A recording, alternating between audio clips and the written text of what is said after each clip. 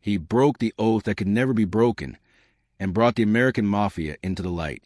If you're fascinated by stories of betrayal, survival, and the underground forces that shaped modern America, subscribe. Because what happened next changed law enforcement forever.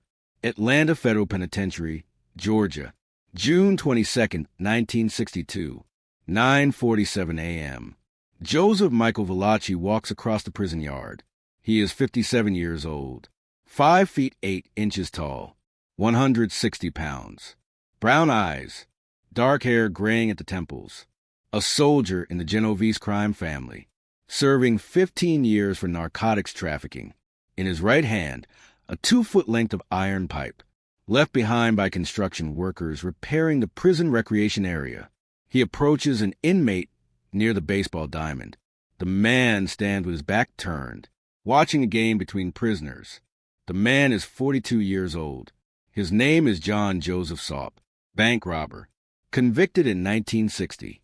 No mafia connections, no ties to organized crime. Valachi does not know this. Valachi swings the pipe. The first blow strikes the base of Saub's skull. A crack echoes across the yard. The second blow crushes the left temple. Blood sprays onto the dirt. The third strike caves in the side of his face. Bone fragments. Brain tissue. Saub collapses. His body convulses. Then stops. Guards rush across the yard from 3 directions. Valachi does not run. He drops the pipe. It clatters onto the ground. Blood on his hands. Blood on his prison uniform. Blood pooling beneath the body. 4 guards tackle Valachi. Pin him face down on the dirt. Handcuffs snap onto his wrists. Saub is pronounced dead at 10:12 a.m. Valachi is dragged to solitary confinement. Cell Block D, maximum security isolation. A 6-by-8-foot cell. Concrete walls. Steel door. Single light bulb. No windows. He sits on the metal bunk, his hands still shaking. The guards inform him he will face murder charges. First-degree murder. Premeditated. Witnessed by 17 inmates and 3 guards. Life imprisonment. Possibly execution. Valachi tells the guards he thought the man was Joseph Di Palermo, a contract killer, sent to murder him on orders from Vito Genovese. The guards check Saub's identification. John Joseph Saub, not Joseph Di Palermo. Mistaken identity. Valachi begins to cry. He killed the wrong man. On June 24th, 2 days after the killing, Valachi requests to speak with federal agents. The warden contacts the FBI field office in Atlanta. 2 agents arrive. James P. Flynn, John P. Foley. They enter the cell at 2:30 p.m. Valachi tells them he wants protection. He wants to cooperate. He has information about the Italian-American Mafia, structure, operations, membership, murders. 33 years of information. The agents listen. They take notes. At 5:15 p.m., they leave the cell and contact Washington. The Department of Justice assigns Attorney William G. Hunley to handle Valachi. Hunley is chief of the Organized Crime Section. Experienced, connected, trusted. Hunley travels to Atlanta on June 27th. He meets Valachi in a secured interview room. They talk for 6 hours. Valachi explains why he is cooperating. 3 weeks earlier, on May 30th, 1962, Vito Genovese approached him in the prison mess hall. Genovese was the boss of the Genovese crime family. The man Valachi had served for 32 years. Genovese walked up to Valachi, leaned close, kissed him on the cheek, said nothing, walked away. Valachi understood immediately. The kiss of death. A young inmate named Ralph Wagner confirmed it. He told Valachi the kiss meant a contract had been placed. Valachi was marked for execution. Valachi believed Genovese suspected him of being an informant. He was not, but suspicion was enough. Valachi also believed Joseph Di Palermo, a known hitman, was in the prison to carry out the contract. For 3 weeks, Valachi lived in fear. He slept with a sharpened piece of metal under his mattress. He avoided isolated areas. He watched every inmate. On June 22nd, he saw a man in the prison yard. The man's profile resembled Di Palermo. Same height, same build, Same stance. Valachi acted. He grabbed the pipe. He struck. He killed. But it was not Di Palermo. It was Saab, an innocent man. Hunley listens. He believes Valachi's story. Not because Valachi is innocent. Valachi is a murderer. But because the fear is real. The desperation is real. Hunley offers Valachi a deal. Full cooperation. Complete testimony. In exchange, protection. Relocation. No death penalty. Valachi agrees. On June 30th, Valachi is transferred to a secure facility. Fort Monmouth Stockade in New Jersey. Military installation. High security. Isolated from other inmates. For 4 months, FBI agents debrief him. Day after day. 8 hours per session. Sometimes longer. Valachi talks. He names names. He draws organizational charts. He describes initiation rituals. He details murders. He explains territory divisions. He reveals the structure of the 5 families. Genovese, Lucchese, Gambino, Colombo, Bonanno. He uses the term Cosa Nostra. Our thing, the name the organization calls itself. Federal authorities have suspected the existence of a national crime syndicate for decades. The Kefauver hearings in the 1950s hinted at it. FBI surveillance suggested it. But no MAID member had ever confirmed it. Valachi confirms it. Joseph Michael Valachi was born on September 22, 1904, East Harlem, New York City, a neighborhood of tenements and poverty. Italian immigrants packed into cramped apartments. No running water in many buildings. Shared toilets and hallways. Violence in the streets. His parents were Domenico Valachi and Maria Michela Casale. They arrived from Cervinara, a small town in the Campania region of Italy. They came with nothing. No money. No connections. No prospects. Domenico worked as a day laborer. Construction. Dock work. Whatever paid. He drank heavily. He came home drunk most nights. He beat his wife. He beat his children. Maria worked as a seamstress. Long hours. Low pay. She tried to protect her children. It was not enough. Valachi later stated his criminal life began because of his background. Poverty. Violence. No education. He dropped out of school at age 14. He could barely read. He could not write well. By age 16, Valachi was running with a street gang. The Minutemen. The name came from their method. Smash and grab burglaries. Breaking into stores. Grabbing merchandise. Escaping within 60 seconds. Valachi was a driver. He stole cars. Hot-wired ignitions. Waited outside the target location. Engine running. When the gang ran out, he drove. Fast. Through alleys. Side streets. Back roads. He lost the police. He earned a reputation. Clean getaways. No arrests. No mistakes. In 1921, Valachi was arrested on grand larceny charges. A jewelry store robbery in the Bronx.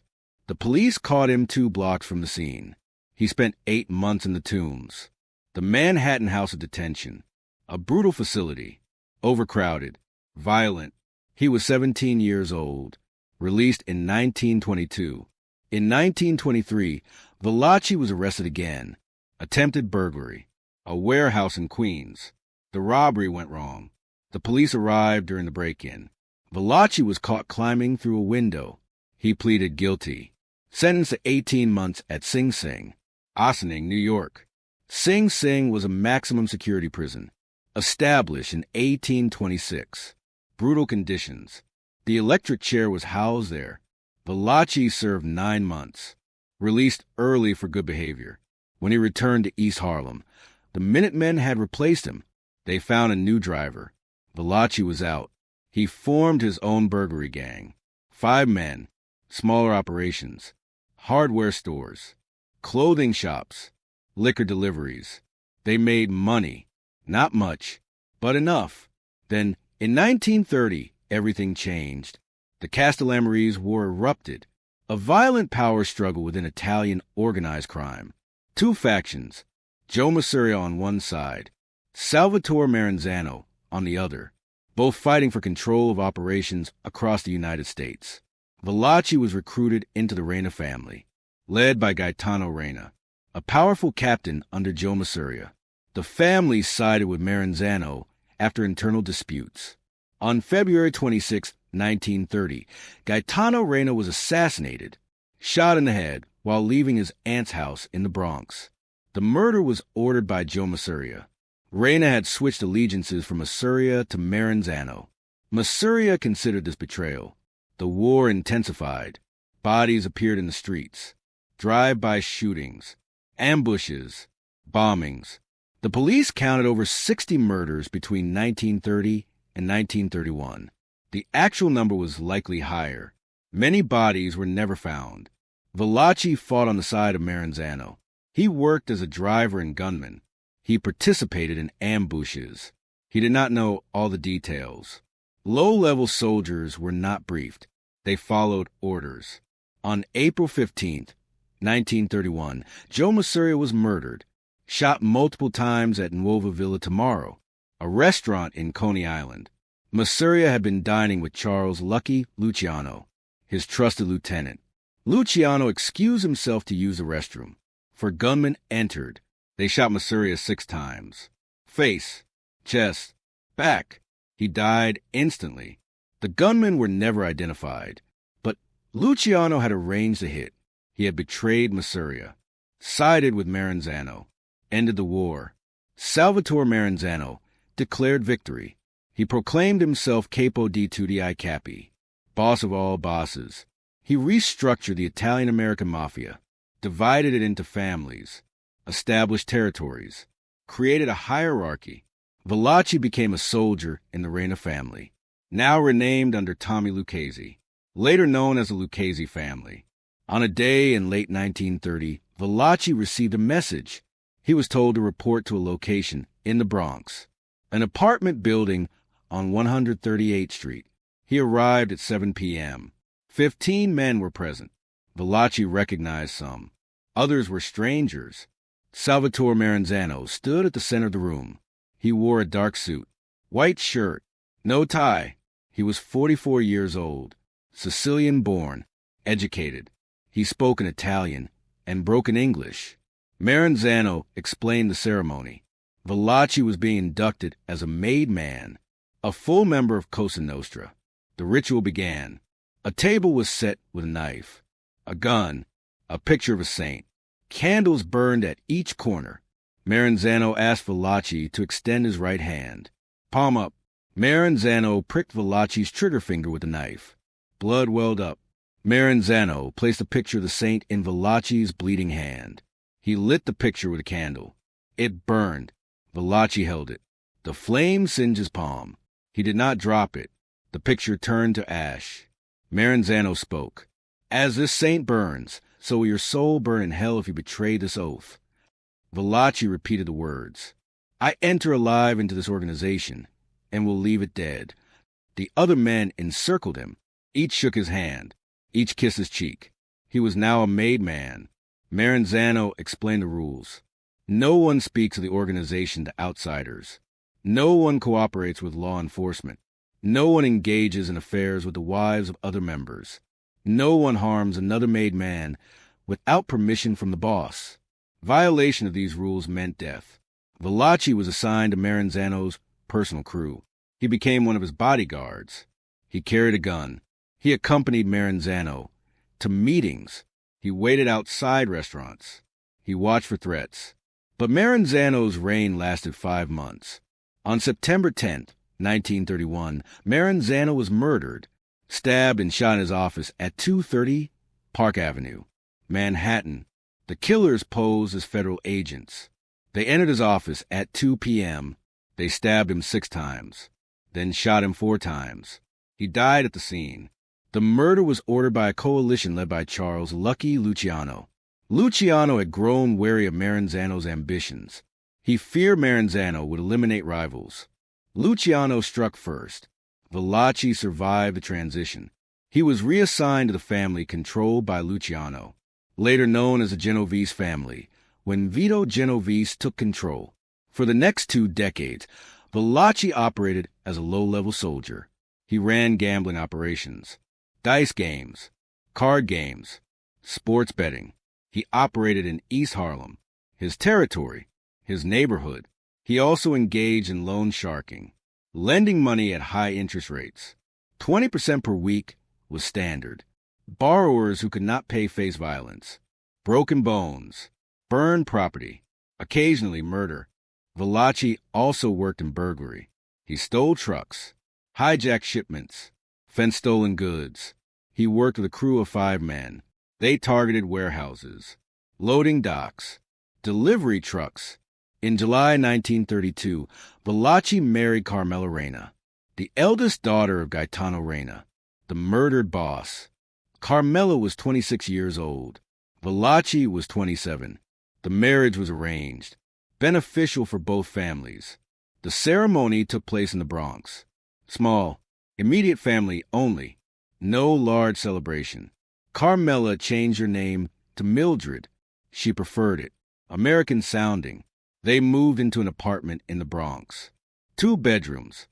3rd floor walk-up. Modest. Valachi paid rent with his earnings. He did not tell his wife details of his work. She did not ask. They had 1 son, Donald, born in 1933. Valachi continued his criminal activities throughout the 1930s and 1940s. He earned money, not significant amounts. Soldiers never became wealthy. The bosses took the largest share. Captains took their cut. Soldiers received what was left. But it was enough. Valachi owned a small restaurant in the Bronx, a legitimate business, used for meetings, used for money laundering. He also owned a jukebox distribution company. Another front. On June 18, 1953, Valachi committed murder on direct orders from Vito Genovese. The target was Stephen France, a mobster who had worked for Genovese in the 1940s. Genovese had fled to Italy in 1937 to avoid a murder charge. He left his wife Anna in the United States. He tasked France with supervising her, watching her, protecting her. But Genovese believed France had an affair with Anna. He also blamed France for Anna's lawsuit. Anna sued Genovese for support. She testified against him in court. Genovese was humiliated. When Genovese returned to the United States in 1945, he did not forget. In June 1953, Genovese ordered the murder. He tasked Anthony, Tony Bender, Strollo with arranging it. Strollo contacted Valachi. Valachi lured France to his restaurant in the Bronx. Valachi told France they would discuss a business opportunity. France arrived at 8 p.m. on June 18th. He entered the restaurant. It was closed. No customers. No staff. Valachi greeted him. They shook hands. Valachi led France to a back room. 2 men waited. Pasquale Pagano, Fiore Ciano. Ciano was Valachi's nephew. They strangled France with a rope. He struggled, kicked. His face turned purple. It took 4 minutes. He stopped moving. They wrapped the body in plastic, loaded it into a car, drove to a construction site in New Jersey, buried it under 6 feet of dirt. The body was never found. No arrest was made. No investigation produced results. In the 1950s, Valachi expanded into narcotics, heroin trafficking. The profits were substantial, but the risks were high. The Federal Bureau of Narcotics focused on drug trafficking. They conducted surveillance. They developed informants. They built cases. In 1959, federal agents arrested Valachi. Heroin trafficking. They had evidence. Surveillance photographs. Wiretap recordings. Testimony from a cooperating dealer. Valachi was convicted. Sentenced to 15 years in federal prison. He was sent to the United States Penitentiary in Atlanta, Georgia. He arrived in September 1959. Vito Genovese was already there. Convicted in 1959 on narcotics conspiracy charges. Sentenced to 15 years. The same prison. For 3 years, Valachi and Genovese coexisted. They spoke occasionally. Valachi showed respect. Genovese acknowledged him. No problems. But in early 1962, something changed. Genovese stopped speaking to Valachi. He walked past him without acknowledgement. Other inmates began avoiding Valachi. Conversations stopped when he approached. Valachi sensed trouble. He asked friends. No one answered directly. But the message was clear. Genovese suspected Valachi of cooperating with authorities. Valachi was not cooperating. He had not spoken to federal agents. He had not provided information. But perception mattered. Suspicion was enough. On May 30th, 1962, Genovese approached Valachi in the mess hall. It was during lunch. Approximately 12:45 p.m. 200 inmates were present. Genovese walked up to Valachi. Lean close. Kiss him on the left cheek. He said nothing. He turned. He walked away. Inmates watched. No one spoke. Valachi understood. The kiss of death. Ralph Wagner, a young inmate, approached Valachi later. Wagner told him the kiss meant Genovese had placed a contract. Someone would kill Valachi. In prison. Soon. Valachi believed Joseph DiPalermo was the designated hitman. DiPalermo was a known killer, associated with the Genovese family. Valachi had heard DiPalermo was in the prison. He had not seen him, but he believed it. For 3 weeks, Valachi lived in fear. He slept lightly. He stayed in populated areas. He watched every inmate. On June 22, 1962, Valachi walked across the prison yard. It was mid-morning, clear weather, approximately 75 degrees. He saw a man near the baseball diamond. The man's profile looked like DiPalermo. Same height, same build, same posture. Valachi saw a pipe near construction area. Workmen had left it, 2 feet long. Iron, heavy. Valachi picked it up. He approached the man. The man did not turn. Valachi swung. The blow connected. The man fell. Valachi struck again. And again. Guards arrived. They pulled Valachi away. The dead man was John Joseph Saup, not Joseph DiPalermo, not a hitman, not a mafia associate, an innocent man. Valachi was charged with first-degree murder. He faced life imprisonment, possibly execution. On June 24th, Valachi made his decision. He would cooperate. For 4 months, FBI agents debriefed him, August through September 1962, at Fort Monmouth Stockade, New Jersey. Valachi provided detailed information. He named over 300 mafia members. He identified the 5 major families in New York. He described the commission, the ruling body that mediated disputes. He explained the hierarchy, boss at the top, underboss second in command, consigliere as advisor, captains controlling crews, soldiers executing orders. He detailed initiation rituals, the pricked finger, the burning saint, the blood oath. He described rules. No cooperation with law enforcement, no affairs with members' wives, no unauthorized murders. He recounted murders. The 1931 assassination of Salvatore Maranzano, the 1953 killing of Stephen France, dozens of others spanning 3 decades. He explained operations, gambling, loan sharking, labor racketeering, narcotics, extortion. He drew maps, territory divisions in New York, Brooklyn, Bronx, Manhattan, Queens, Staten Island. He identified mafia operations in other cities, Chicago, Philadelphia, Detroit, New Orleans, Los Angeles. Attorney General Robert F. Kennedy was briefed on Valachi's testimony. Kennedy had been targeting organized crime since 1961. He established the Organized Crime Section in the Department of Justice. He increased resources.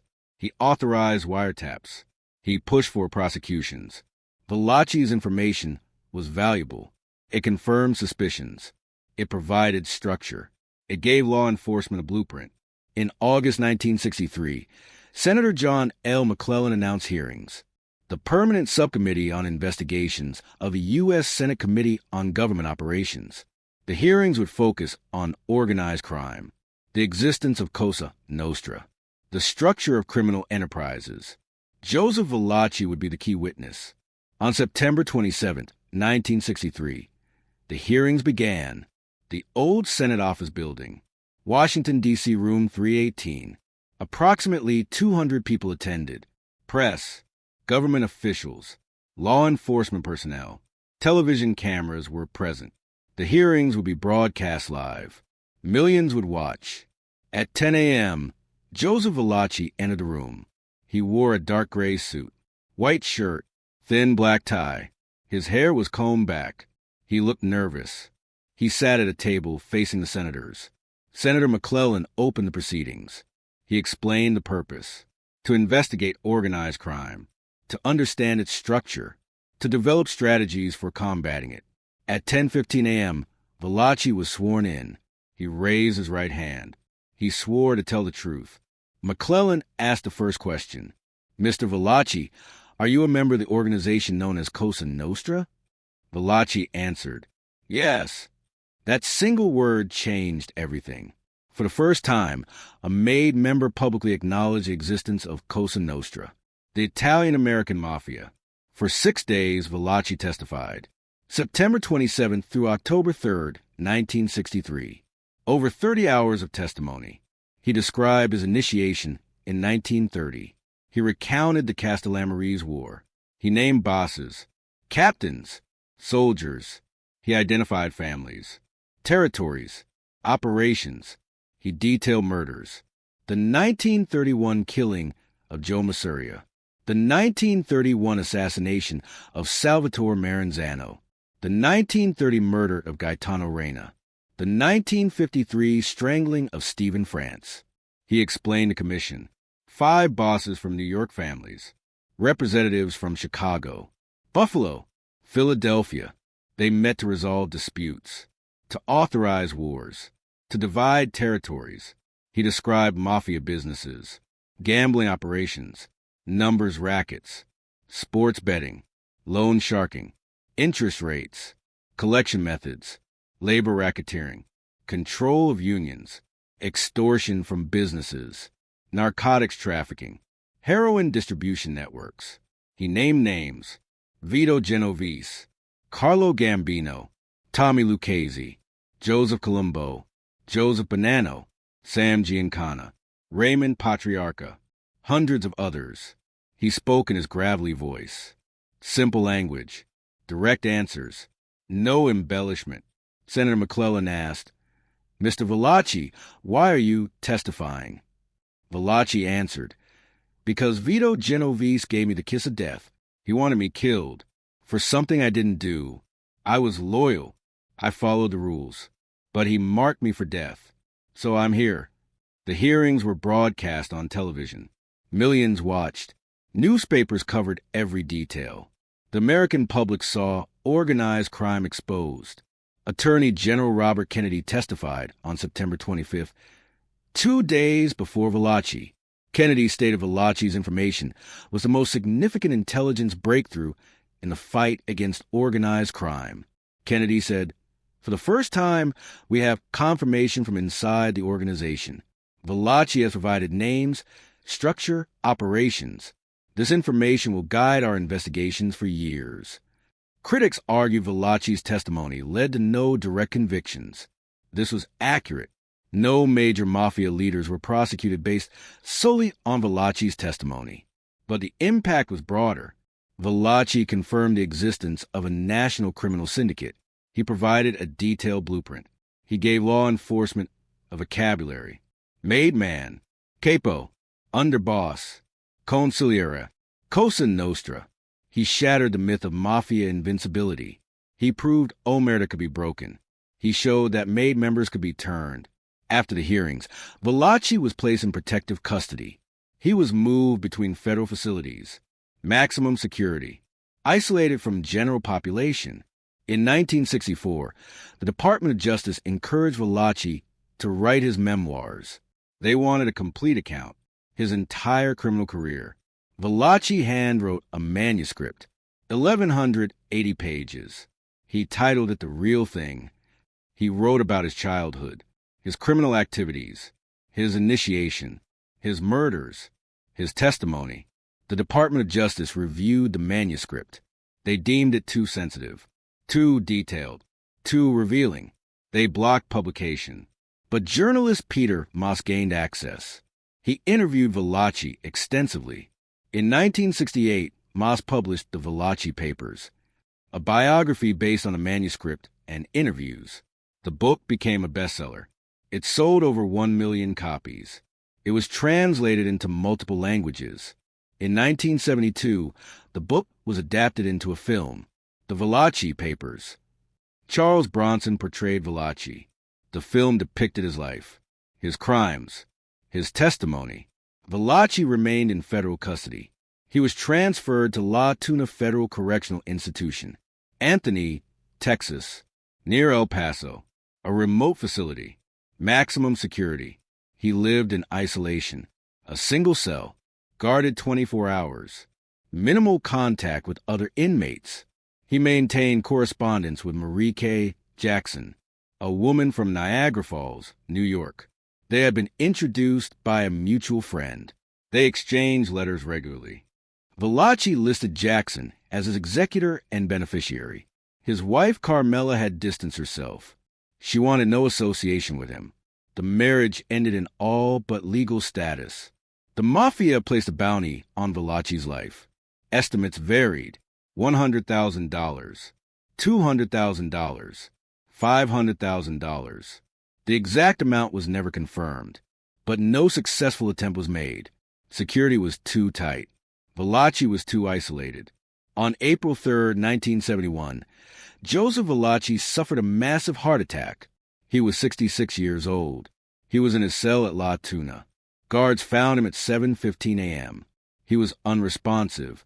They called medical staff. Valachi was transported to the prison hospital. He was pronounced dead at 8:20 a.m. Cause of death: acute myocardial infarction. Heart attack. Marie K. Jackson claimed his body. She arranged for transportation to New York. On April 7, 1971, Joseph Valachi was buried at Gate of Heaven Cemetery, Lewiston, New York. The funeral was small. Fewer than 10 people attended. No family members. No former associates. No mafia representatives. Jackson paid for the burial. A simple headstone. Joseph M. Valachi, 1904 to 1971. Years later, in May 1999, Marie K. Jackson died. She was buried alongside Valachi. Joseph Valachi's legacy remains debated. Critics argue his testimony produced no major convictions, that he was a low-level soldier with limited knowledge, that his information was outdated, that his motives were self-serving. Supporters argue he accomplished something unprecedented. He broke Omertà. He confirmed the existence of Cosa Nostra. He provided law enforcement with a structural understanding. He gave the public its first detailed look inside the Mafia. Before Valachi, the Mafia was myth, rumored, suspected, but unconfirmed. After Valachi, it was fact, documented, structured, exposed. His testimony influenced federal law enforcement strategy. The FBI shifted focus. Organized crime became a priority. Resources increased. Investigations expanded. In 1970, Congress passed the Racketeer Influenced and Corrupt Organizations Act. RICO. The law allowed prosecution of entire criminal enterprises, not just individual crimes, entire organizations. RICO was shaped by information Valachi provided. His testimony demonstrated how criminal organizations operated, how they infiltrated legitimate businesses, how they corrupted unions, how they controlled territories. RICO became the most effective tool against organized crime. It led to the convictions of dozens of mafia bosses in the 1980s and 1990s. It dismantled entire families. Later informants followed Valachi's path. Jimmy the Weasel Frasciano in 1977, the first West Coast Mafia member to testify. Sammy the Bull Gravano in 1991, underboss of the Gambino family. His testimony led to the conviction of John Gotti. Michael Franzese, former captain in the Colombo family. He cooperated in the 1980s. He testified against numerous mobsters. Each cited Valachi as the precedent, the first rat, the man who proved Omertà could be broken. But Valachi never expressed regret about testifying. In interviews with Peter Moss, He stated his reasons clearly. Vito Genovese gave me the kiss of death. He marked me for murder. For something I didn't do. I was loyal. I followed the rules. But he betrayed me first. So I did what I had to do. Valachi maintained he turned informant because of Genovese's betrayal. Not because of conscience. Not because of morality. Because of survival. He stated, "I'm not talking about Italians. I'm talking about criminals." This distinction was deliberate. Valachi insisted his testimony was not an attack on Italian Americans. It was an exposure of a criminal enterprise, one that exploited Italian heritage, one that brought shame to legitimate Italian immigrants. But the Mafia disagreed. Valachi was branded a traitor. His name became synonymous with betrayal. In Mafia circles, pulling a Valachi meant breaking Omertà, becoming an informant. Vito Genovese never faced consequences for the alleged kiss of death. He remained in prison. He continued to control the Genovese family from behind bars. He issued orders through intermediaries. On February 14, 1969, Vito Genovese died of a heart attack. United States Medical Center for Federal Prisoners, Springfield, Missouri. He was 71 years old. He never spoke publicly about Valachi. He never acknowledged the kiss of death. He never confirmed the contract. The Genovese crime family continued operations. Leadership passed to Philip Lombardo, then to Anthony Fat Tony Salerno, then to Vincent the Chin Gigante. The family remains active today, diminished in power, reduced in membership, but operational. Valachi's testimony did not destroy the Mafia. It wounded it. It exposed its structure. It removed the veil of secrecy. It made prosecution easier. But the Mafia adapted. It became more secretive. Initiations became rarer. Meetings became less frequent. Communications became coded. The myth of Omertà was shattered. But the organization survived. Valachi's decision to testify stemmed from fear. Fear of death. Fear of betrayal. Fear of dying for a crime he had not committed. He killed an innocent man, John Joseph Sopp, a bank robber with no Mafia connections. A man who died because Valachi panicked, because Valachi saw a resemblance, because Valachi struck first. That killing haunted Valachi. In interviews, he expressed remorse. He stated he wished he had waited, confirmed the identity, avoided the mistake. But the mistake was made. And once made, there was no turning back. Murder charges, life imprisonment, fear of execution. Cooperation became survival. Sopp's family received no compensation, no apology, no acknowledgement. His death was collateral damage in a war he had no part in. Valachi's testimony spanned over 1,000 pages of Senate transcripts. Detailed accounts of murders, extortions, loan sharking, gambling, labor racketeering, and narcotics trafficking. Names of over 300 Mafia members. Descriptions of initiation ceremonies. Explanations of Mafia law and structure. Much of it was corroborated by subsequent investigations. FBI surveillance confirmed many details.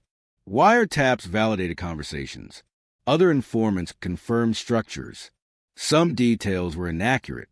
Memories faded, dates confused, names misspelled. But the core structure was confirmed. The 5 families existed. The commission existed. Cosa Nostra existed. It was not myth. It was reality. The hearings were watched by millions. Television brought organized crime into American living rooms. Newspapers provided daily coverage. Magazine articles analyzed every detail. Valachi's face became known across America. His gravelly voice, his simple language, his direct answers.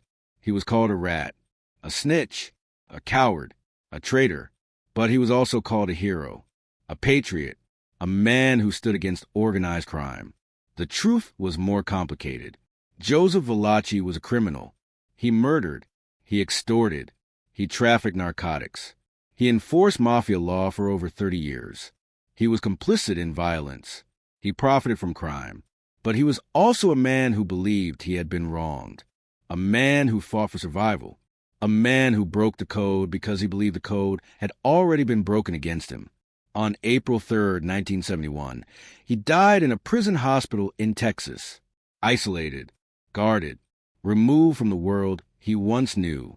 His testimony remained, his word preserved in Senate records, his voice recorded on film, his story documented in books and movies. The first made man to publicly break Omertà, the man who confirmed the existence of Cosa Nostra, the man who gave law enforcement a blueprint for dismantling organized crime. Joseph Michael Valachi, born September 22, 1904, in East Harlem, New York, died April 3, 1971, in Anthony, Texas, buried in Lewiston, New York, Gate of Heaven Cemetery, alongside Marie K. Jackson, a woman who claimed his body when no one else would. The Mafia did not attend his funeral. Law enforcement did not send representatives. His wife did not come. His son did not appear. He was buried quietly. A small headstone, simple inscription, no fanfare, no ceremony, but his testimony echoed in courtrooms across America, in FBI field offices, in federal prisons where mobsters face prosecution, in Senate hearings that followed. The man who broke the silence. The consequences of that silence, broken, would unfold for decades. RICO prosecutions in the 1980s. The convictions of John Gotti, Vincent Gigani, and dozens of other bosses in the 1990s. The decimation of mafia power in the 2000s. All traceable, in part, to Joseph Valachi, the low-level soldier who became the most significant informant in organized crime history, not because he wanted to, but because fear drove him. Survival motivated him. Betrayal justified him. The kiss of death led to the death of silence.